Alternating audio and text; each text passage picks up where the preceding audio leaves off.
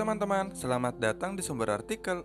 Jangan lupa tekan tombol subscribe dan aktifkan lonceng notifikasinya ya, agar apabila channel ini mengupload episode terbaru, kalian tidak akan ketinggalan. Selamat mendengarkan episode ke-50. Wanita miskin bertemu Presidir Tanpan. Andreas merenggut saat Jenny malah asik mengobrol dengan Darwis dan Herlin dan membuatnya terabaikan. "Apa kalian tidak mau pulang?" tanya Andreas tiba-tiba, membuat Jenny, Darwis, serta Herlin menoleh seketika. "Ini baru jam 7 malam, Andreas. Kamu mengusir kami?" tanya Herlin sedikit kesal. "Benar, pulanglah. Kalian mengganggu saja," gerutu Andreas mengoceh. Jenny kemudian mendekat. "Kamu mengantuk, Mas?" Astaga, mengapa Jenny malah bertanya seperti itu?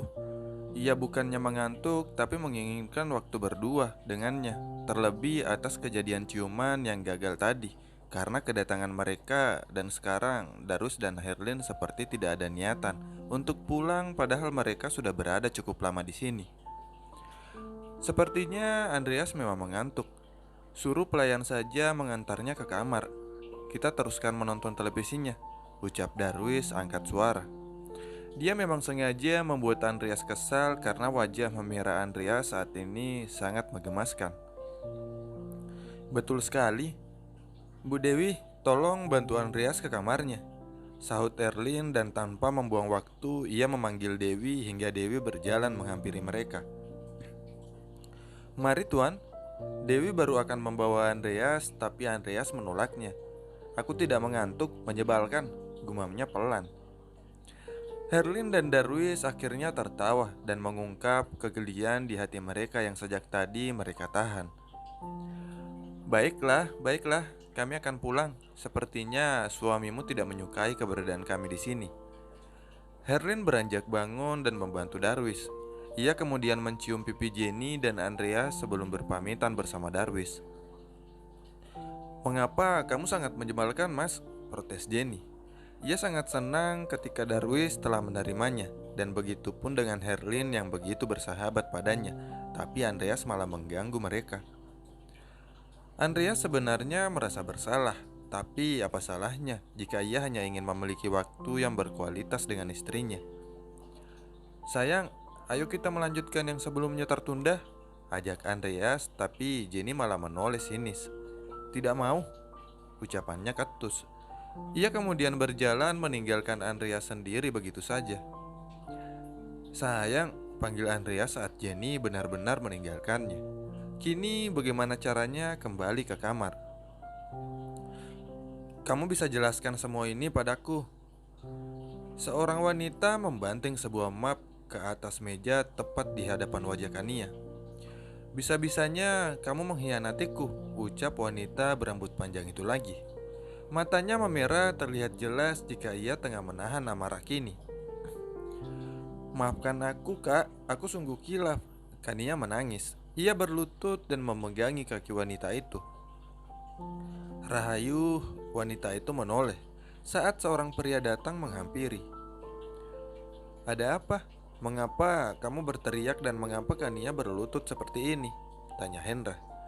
Ia bermaksud menjemput Rahayu untuk mengajaknya ke pesta pernikahan sahabatnya yang tinggal di luar kota, tapi pemandangan ini membuatnya terkejut. "Dia mengkhianatiku, dia menggelapkan uang perusahaan, Mas," ucap Rahayu. Ia mulai meneteskan air matanya kini. "Kurang baik apa aku padanya? Aku mengangkatnya sebagai adikku, dan dia mengkhianatiku seperti ini," cerita Rahayu emosional sambil menangis karena merasa sangat dikecewakan oleh Kania. "Maafkan aku, Kak, maafkan aku." Kania hanya mampu menangis, terisak saat semua perbuatan buruknya terungkap. Menggelapkan uang perusahaan bukanlah satu-satu kesalahannya. Ia bahkan bekerja sama dengan lawan bisnis dari grup Wings. "Jangan menyentuhku." Rahayu melangkah mundur saat Kania akan menyentuh kakinya lagi. Ia merasa sangat muak. "Sudah, jangan menangis. Kita akan menyelesaikannya semua ini melalui jalur hukum," ucap Hendra. Ia merangkul istrinya dan mengajak Rahayu pergi bersamanya.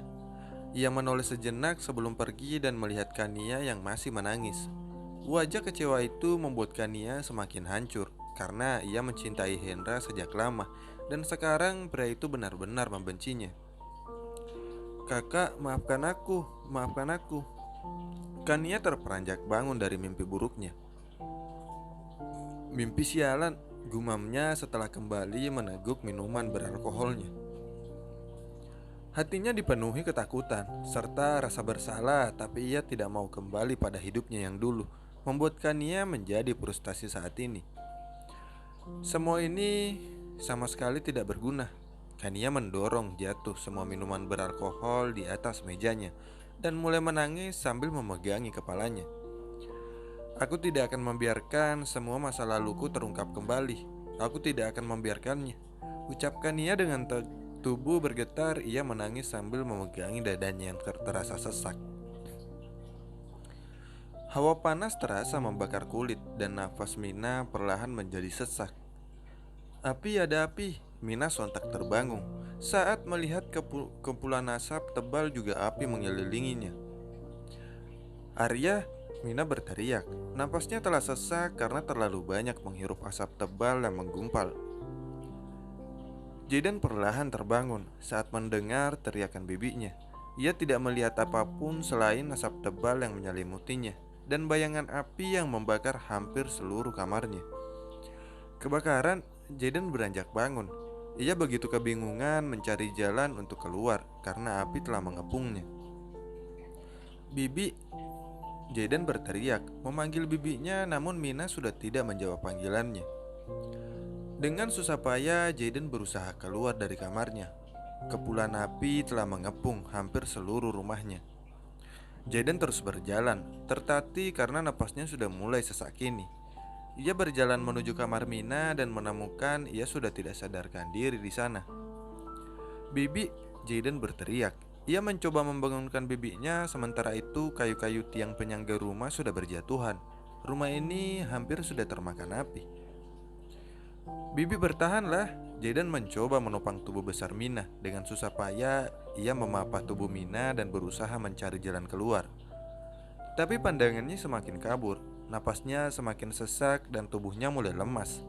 Ia hampir kehilangan kesadarannya, tapi Jaden berusaha keras untuk tetap bertahan.